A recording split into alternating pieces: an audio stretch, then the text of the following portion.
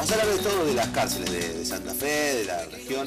Está uno de los hombres que más estudia el fenómeno desde hace muchos años. Se ha dedicado a esto, se dedica al sistema penitenciario, sabe mucho de esto, es un hombre de prestigio nacional.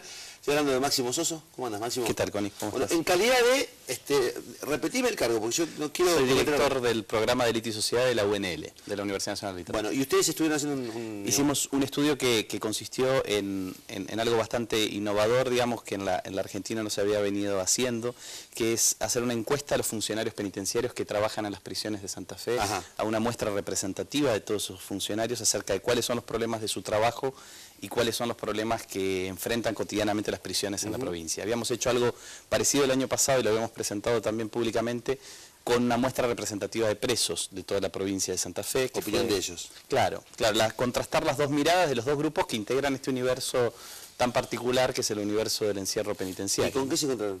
Bueno, nos encontramos primero con un grupo ocupacional que tiene altos niveles de insatisfacción, que visualiza como grupo profesional, visualiza su propia profesión de un modo muy insatisfactorio. 6 de cada 10 funcionarios penitenciarios de la provincia de Santa Fe declararon que si pudieran cambiar de trabajo lo harían.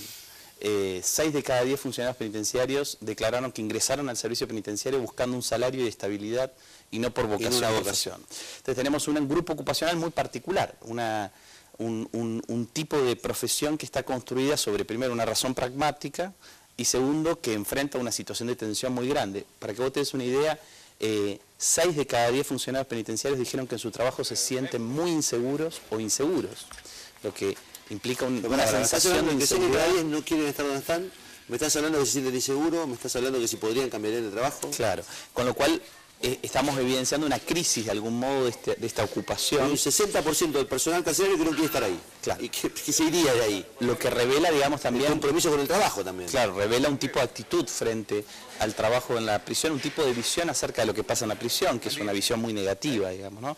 Muchos de ellos, por ejemplo, se manifiestan extraordinariamente escépticos acerca del cumplimiento de la finalidad que legalmente la institución penitenciaria debe cumplir, que es la finalidad de la rehabilitación. Un escepticismo que compartimos muchos, por supuesto, pero que en el caso de las personas que tienen que trabajar todos los días adentro de un lugar que dice justificarse para rehabilitar a los presos y uno tiene una visión muy negativa de que no lo logra, eso genera una contradicción y una tensión adentro de la ocupación que es muy fuerte. En muchos casos uno puede pensar, no lo logran porque en realidad hay un personal que no tiene voluntad de hacer que eso sea así, ¿no? Yo creo que hay una visión muy importante que también el estudio revela, de un sector del servicio penitenciario, que no es todo el servicio penitenciario, pero es algo así como un tercio o un 40%, que es una visión extraordinariamente negativa de los presos. O sea, cuando digo extraordinariamente negativa, digo una visión que refuerza la diferencia que hay entre ellos y los presos, que imagina a los presos como personas malvadas, como personas que son inmorales, como personas que no pueden cambiar. Todas estas son preguntas específicas que le hicimos a los funcionarios penitenciarios y hay entre un 30 y un 40% que sostiene esto, ¿no?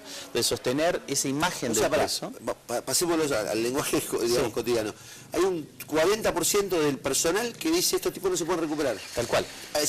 Se relaciona con gente a las que creen que son lacras con las que no hay retorno. Claramente, creen que son individuos que son portadores de una otredad, son otros tan distintos a nosotros con los cuales no podemos volver a construir una especie de nexo o vínculo. ¿Cuál es el fin del objetivo?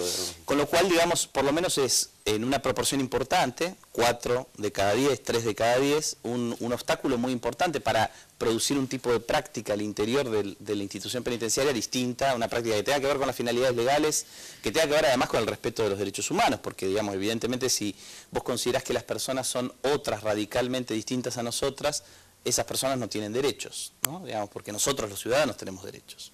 Entonces eso me parece que son representaciones de alto contenido de negatividad que explican también, digamos, la crisis de la ocupación penitenciaria.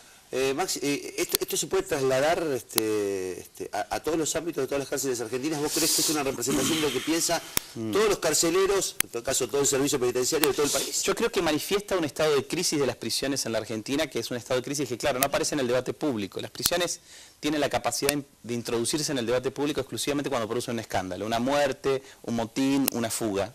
Digamos, no debatimos públicamente qué pasa en las prisiones cuando eso no ocurre, digamos. Entonces creo que es una especie de como crisis silenciosa, pero persistente, que se ha ido agravando a lo largo de las décadas y que forma parte de un debate político muy importante. Nosotros tenemos en la Argentina en general y en la provincia de Santa Fe en particular, servicios penitenciarios que no han atravesado procesos de transformación como consecuencia de la transición a la democracia. Estamos cumpliendo 30 años de democracia. Y seguimos teniendo las mismas cárceles. Nuestra ley orgánica del servicio penitenciario en la provincia de Santa Fe es del año 1978.